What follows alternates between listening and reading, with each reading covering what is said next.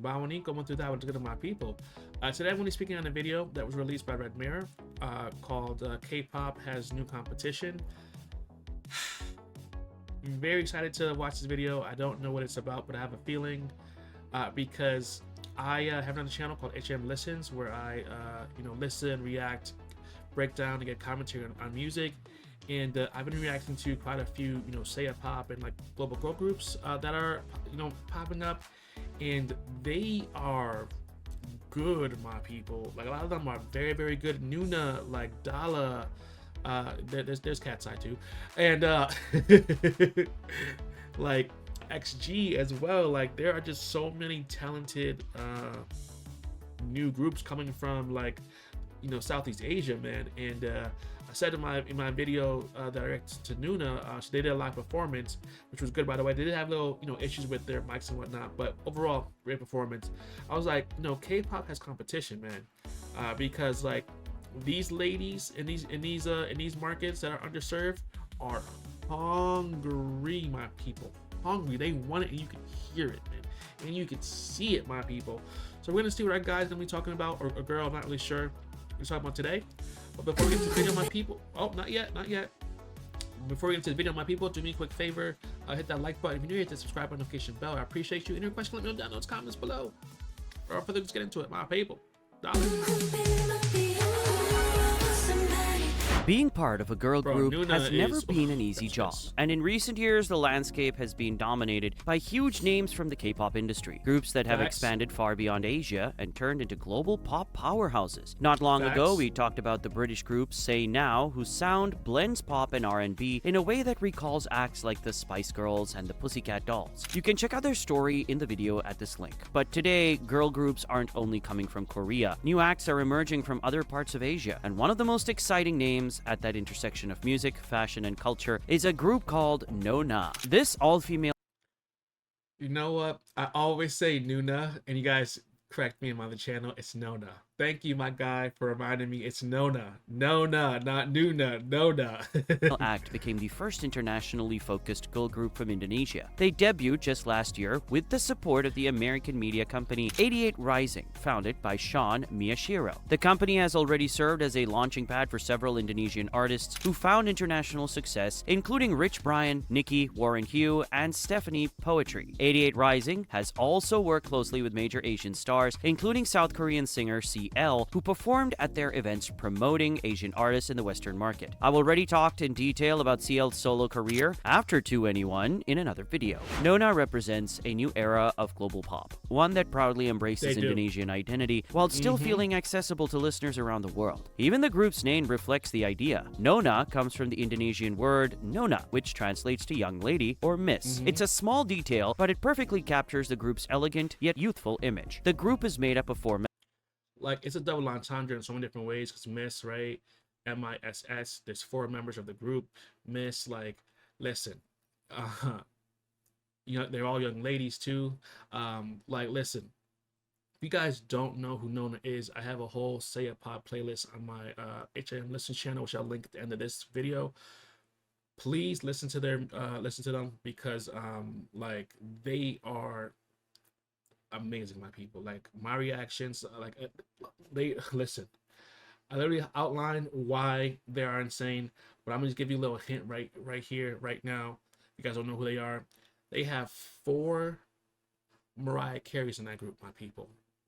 4 Ariana Grandes, my people. Like when I say whistle notes, it's not just one person, right? It's whistle notes, 2 people, 3 people, 4 people, my people. Like they're harmonizing whistle notes. Like who's doing that? Who's doing that? Who's doing that? Nona's doing that, my people. Listen, if you don't know, now you know. I'm putting you on. Like these ladies are her. They're dumb. members, each with a strong background in either singing or dancing. Christy trained in professional ballet from a young age and even placed 3rd at the 2019 Asian Grand Prix International Dance Competition. Esther released her first recording at just 16 years old. She later competed in the 10th season of Indonesian Idol, where she finished in 17th place. Among her early singles are tracks like Rarity and Keep It Hush. Baby, I'm a rarity and you don't understand. We could go love Bawo entered the first season of Indonesian Idol Junior at the age of 13 and placed 6th. She later gained additional attention through cover performances on Instagram and YouTube, along with her own singles like Eye to Eye and 3 Dots. Shazfa, meanwhile, built her performance experience as part of Australian dance crews that specialized in K-pop covers, including groups like DOLLA and U-Tone, while studying at the University of New South Wales. All 4 members first crossed paths at the Asian Coachella, the Head in the Clouds festival in Jakarta in 2022. About 6 months later, Esther officially joined the lineup after a recommendation from Shazfa. The group began training together in Jakarta, and by 2024 they relocated to Los Angeles to develop their sound and image on a more global scale. Okay. Their music blends know all R&B this. and pop with a warm, danceable energy. The result is a sound that feels tropical, confident, and modern. In May 2025, Nona. So I would disagree about the whole tropical aspect. For me, it feels like they're doing like 90s, early 2000s style R&B. Like the only thing they're missing is a rapper. If they had a rapper, they would be TLC. You feel me? Like that's kind of vibe that they give me personally. Their newest song, Work, is more so in lines of like the pop category, right? And the choreography too. Like they listen, that song they told you to clock in, twin. Like that's what they said, my friend. They said clock in. Like that song is high energy, my people. A very, very good song. But just very different from like how I've been accustomed to like listening to them being like these vocal powerhouse, because again it's more of like a pop song, upbeat, like we'll go hard in Pilates type of song, right? So looks visual wise I would say very tropical, but like sound wise not. When I think of tropical I think of like reggaeton, like reggae, like not like this style of like R&B, right? This is more like bro, we in the hood type. You feel me? Like that's what it gives. You feel me? The result is a sound that feels tropical, confident, and modern. In May 2025, Nona released their debut single, Shoot. The track leaned into a pop R&B sound and quickly racked up millions of streams, giving the group a strong introduction. It was followed by Superstitious and Falling in Love. Superstitious. Tell me you don't hear like, oh my god, Ashanti singing something like that's my people. Like tell me, like 2000s Ashanti, like, oh my, listen. Like I said, the only thing they missing is a rapper, but they can do collaboration. They got, on 88 they got Rich Brian. So you know what I mean? Like he's a phone call away. We could have another like What's Love, Ja Rule's in Ashanti style song. You feel me? We're 4, my people, 4 Ariana Grandes. This leaned more towards straight pop, and the group has mentioned in interviews that they enjoy exploring the space between R&B and pop rather than committing to just one style. Later that summer, they released their debut EP, sense. Orchards, Lullabies. The project consisted of 4 solo tracks performed by the members, along with the previous released song, Bleach. It was an unusual move for a new group, focusing on individual tracks so early, but it helped introduce each member's personality and vocal color. After the EP, they continued building momentum with the singles Sad Face and The One. Their most recent release is the track Work, which arrived at the end of January this year. Clock in, my people. The song stands out for its rhythmic, percussion-heavy sound. It blends modern dance pop production with elements inspired by traditional Indonesian gamelan music. Gamelan is an ensemble style built mainly Lisa. The kind of creative partnership signals that Nona is aiming for an international stage from the very beginning. Even though K-pop continues to dominate the global conversation, the success of groups like Nona shows that the concept of a girl group is evolving. New scenes are emerging, and artists from countries outside the traditional pop powerhouses are stepping into the spotlight. Not long ago, we also talked about how the US industry has been trying to develop its own K-pop style acts like Katseye as part of a strategy to Nona, however. Listen, Katseye whole situation without Mana, like I'm not. I'm sorry. Like if she's not in the group, I'm done with Katseye. Like it is what it is. Like I said what I said and I stand on it. But anyway, this is about this is also about Katseye. It's about all sort of groups outside of KR, right? I think that Nona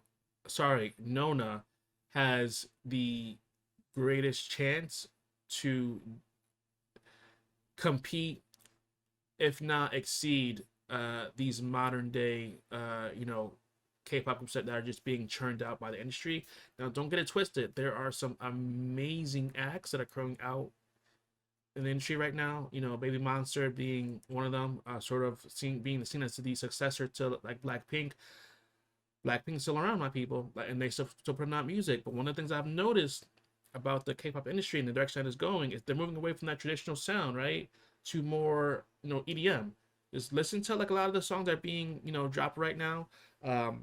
Typically they sort of had that traditional K-pop sound, that nina nina nina. That's why I associate the K-pop, right? Sort of that mix of like urban and like pop, right? But now it's given like, we out in the clubs now. We're making club music because like it's a lot of like rave sound music. And again, nothing wrong with that.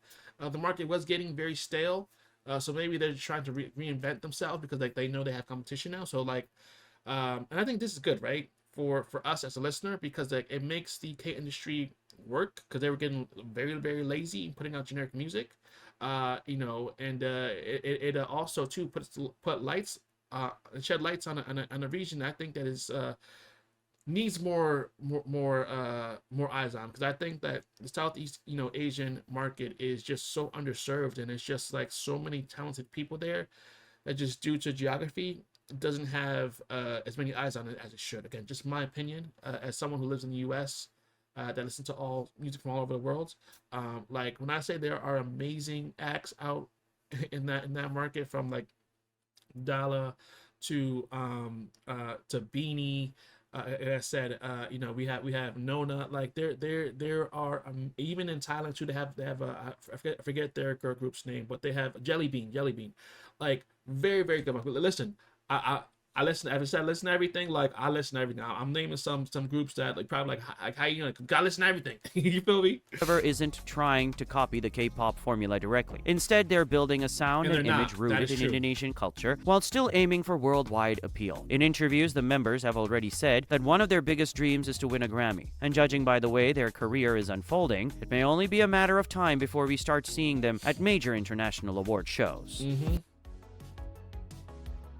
I do think that DOLLA, DOLLA too, but I do think that Nona is the group that has the greatest chance to make it to this that Grammy stage, right? Because like they have all the elements of like vocally of, like I said, of a genre of music that is really underserved in the US, being like that R&B sound. I know they want to do pop as well, but they do ebb and flow between like pop, R&B quite a bit. And if they lean into that R&B side of it, man, like I'm telling you, like they will be on their way to like be at that like TLC level. Like they just don't have a rapper, right? They don't have a a left eye. But anyway, people, like those are just my thoughts. I want to hear your thoughts down in the comments below. Do you think the K-pop industry is in trouble? Do you think they have competition? Do you think they need to like step it up now? Let me know all that in the comments below. Thanks so much for watching. I appreciate you. See you in the next one. Peace.